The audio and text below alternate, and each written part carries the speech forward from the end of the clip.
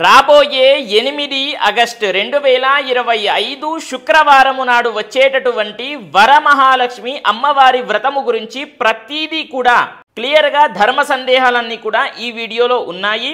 అంటే మనము మొదలు పెడతాం కదా, అప్పటి నుండి పూర్తి అయ్యే వరకు, సమాప్తం అయ్యే వరకు ప్రతిదీ కూడా క్లియర్గా ఈ వీడియోలో ఉంటుంది. ప్రతి ఒక్క ధర్మ సందేహము కూడా.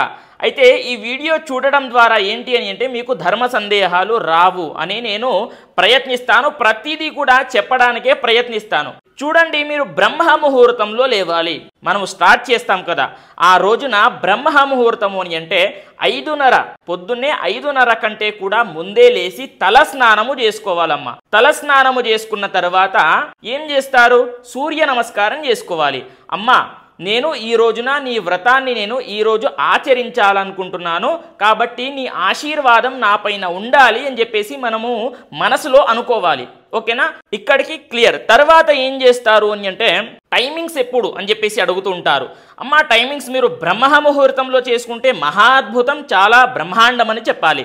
లేదండి అంత ప్రొద్దున నాకు కాదు అని అంటే మాత్రం 8 నుండి 10:30 ఈ సమయంలో, ఈ వ్యవధిలో మీరు స్టార్ట్ చేసుకోవచ్చు. ఓకేనా? పూజా విధానం మన యూట్యూబ్ ఛానల్లో అప్లోడ్ చేయడం జరిగింది. ఇక్కడికి ఓకే. తర్వాత కొంతమంది సాయంత్రం చేసుకుంటానండి అని చెప్పేసి అడుగుతూ ఉంటారు. అమ్మ, మీరు సాయంత్రం అయినా సరే చేసుకోవచ్చు, తప్పేమీ ఉండదు. ఓకేనా?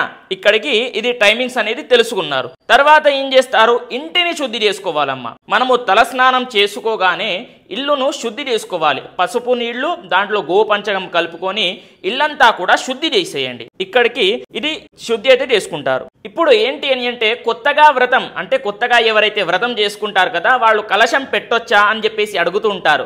అమ్మ, మీరు కొత్తగా వ్రతం చేసినా సరే, పాతగా వ్రతం చేసినా సరే పెట్టొచ్చమ్మా, తప్పేమీ లేదు. కలశం పెట్టొచ్చు, కానీ దానికి కొన్ని నియమాలు ఉంటాయి. ఏంటి అని అంటే జాగ్రత్తగా చూసుకోవాలి.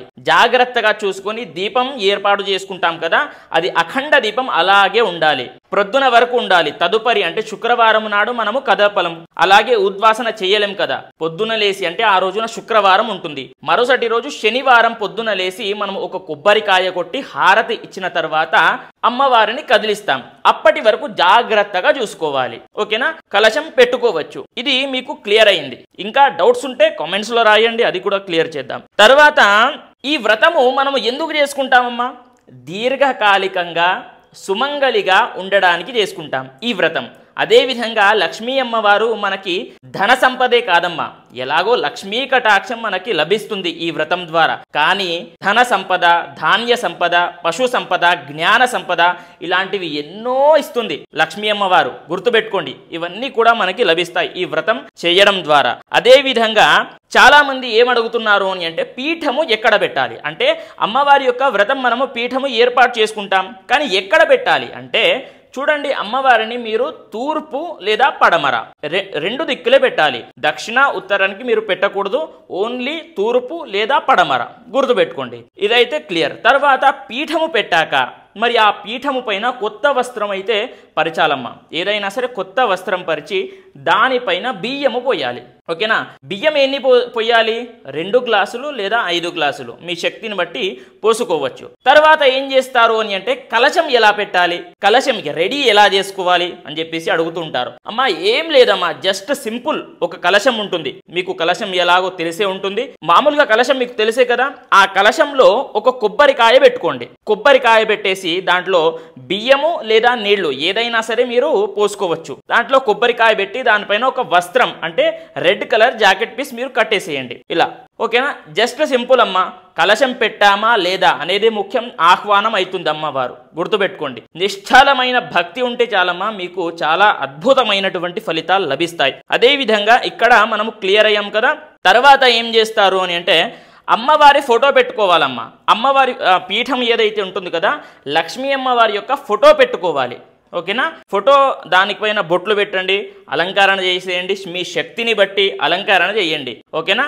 అలంకరణ అనగానే మళ్ళీ ఏమేం చేయాలి అని చెప్పేసి అడుగుతూ ఉంటారు. అమ్మవారికి ఇలా రెడీ చేయాలా, అలా రెడీ చేయాలా? లేదమ్మా, అటువంటిది ఏమీ లేదు. మీరు మీ శక్తిని బట్టి అలంకరణ చేయండి. మీరు బంగారం పెట్టినా సరే అమ్మవారు కరిగిపోదు. మీరు నిష్ఠలమైన మనస్సు ఉండాలి. మనస్సుతో చేయండి. సఫలీకృతంగా చాలా అద్భుతంగా ఫలితాలు పొందుతారు. అదే విధంగా కలశం ఏర్పాటు చేసుకున్న తర్వాత ఏం చేస్తారు? గణపతిని పూజ చేయాలి. మనం ఎటువంటి పూజ చేసినా సరే ముందు గణపతి పూజ చేయాలి. ఎలాగో మన ఛానల్లో అప్లోడ్ చేయడం జరిగింది. పూజా విధానం మీరు చూసుకుంటూ చేసుకోవచ్చు. కానీ ఆ రోజున మనము అన్నీ కూడా అర్థం చేసుకోవాలి కదా. వాయనం ఎలా ఇవ్వాలి, అదేవిధంగా తోరణాలు ఎలా కట్టుకోవాలి, కొన్ని డౌట్స్ ఉంటాయి. అవన్నీ కూడా ఈ వీడియోలో క్లియర్ చేయడానికి ప్రయత్నం చేద్దాం.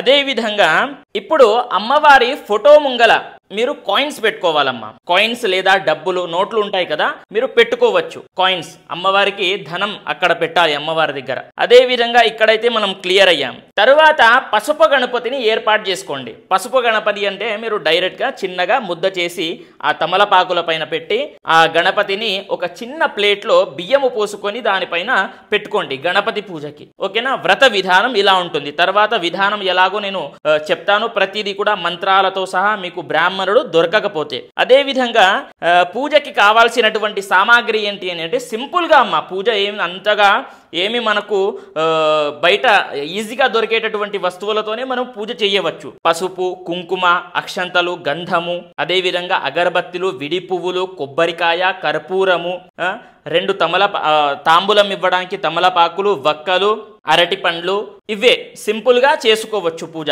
మీరు ఏదో తెచ్చి అమ్మవారికి ఏదో పెడతానంటే మీకు ఎక్కువగా ఫలితం రాదు, అంతే ఫలితం వస్తుంది. ఇష్టాన్ని బట్టి ఎవరి వాళ్ళు తెచ్చుకుంటూ ఉంటారు. ఇప్పుడు చాలా మంది ఏమడుగుతారు అని అంటే తోరణాలు ఎలా కట్టాలి? తోరణాలు సింపుల్ గా కట్టొచ్చమ్మా. ఒక 9 దారాలు పెట్టుకోవాలి. 9 పోగుల దారం తీసుకొని దానికి 5 పువ్వులు కట్టండి, లేదా 10 పువ్వులైనా సరే కట్టండి. అలా కడితే ఒక తోరణం రెడీ అవుతుంది. అమ్మవారికి ఒకటి కట్టాలి, మీరు ఒకటి కట్టుకోవాలి. అది కూడా కుడి చేతికి కట్టుకోవాలి, గుర్తుపెట్టుకోండి. తర్వాత కలశానికి పెట్టినటువంటి కొబ్బరికాయ ఏం చేయాలి అని చెప్పేసి అడుగుతుంటారు. చూడండి, అది మీరు ఒక రెడ్ కలర్ బ్లౌజ్ పీస్ ఉంటుంది కదా, అది మీ ఇంటి లోపల కట్టేసుకోవాలమ్మా. తప్పేమీ ఉండదు. లేదంటే నా దగ్గర ఆల్రెడీ ఉంది అని అంటే చెరువులో వెళ్ళి వేసేయండి, సరిపోతుంది. ఇప్పుడు వాయనం ఎలా ఇవ్వాలి అని చెప్పేసి అడుగుతూ ఉంటారు. చూడండి అమ్మా, వాయనం సింపుల్ గా ఇవ్వాలి. ఒక బ్లౌజ్ పీస్ తీసుకోండి.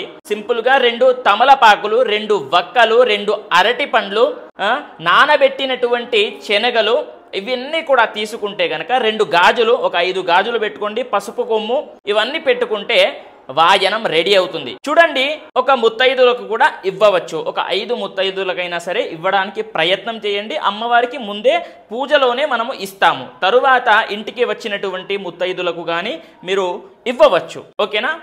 ఇప్పుడు పూర్తిగా చెప్పానండి. ప్రతిదీ కూడా అంటే మొదటి నుండి సమాప్తం అయ్యేంత వరకు ప్రతిదీ కూడా చెప్పడం జరిగింది. నేను ఏదైనా సరే మర్చిపోయినట్లయితే మీరు కామెంట్లో రాయండి. ప్రతిదీ కూడా మళ్ళీ వీడియో చేయడానికి ప్రయత్నం చేస్తాను అనేది ప్రతి ఒక్కరికి కూడా తెలియజేస్తూ, మీకు కొంచెమైనా సరే హెల్ప్ అయినట్లయితే వీడియోని లైక్ చేయండి, 10 మందికి కూడా షేర్ చేయండి. అదేవిధంగా ఏమైనా సరే డౌట్లు ఉన్నట్లయితే కమెంట్ ద్వారా తెలియజేయండి. నేను మళ్ళీ దానికి రిప్లై ఇవ్వడానికి ప్రయత్నం చేస్తాను.